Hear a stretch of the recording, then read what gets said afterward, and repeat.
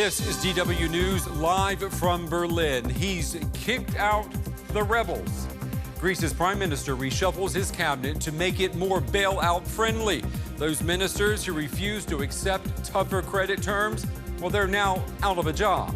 Also in the show, horror at the end of Ramadan. 2 female suicide bombers killed dozens of Muslim worshippers in Nigeria.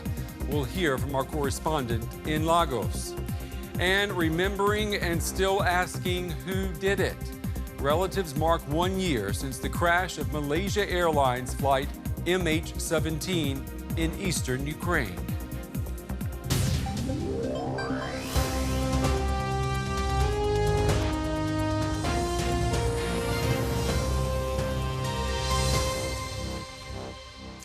I'm Brent Goff. It's good to have you with us. The Greek Prime Minister, Alexis Tsipras, wants to show that he means business about getting a new bailout for his country.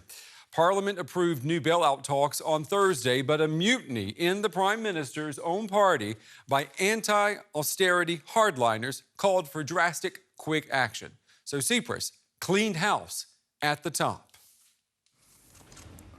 Tsipras needed to show international creditors and his own party that he's in control.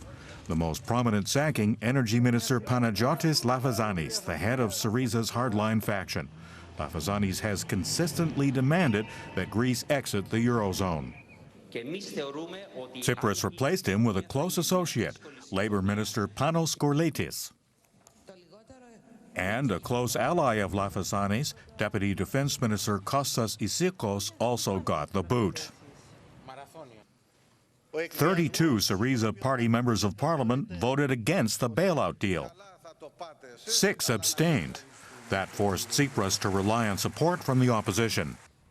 The cabinet shuffle came hours after the EU approved a short-term loan for Greece and the German parliament green-lighted the bailout package.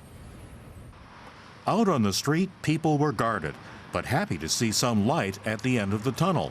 At least the government promised to get the banks open again on Monday. Everything is difficult for our country. Everyone knows we'll be going through a much more difficult period than before.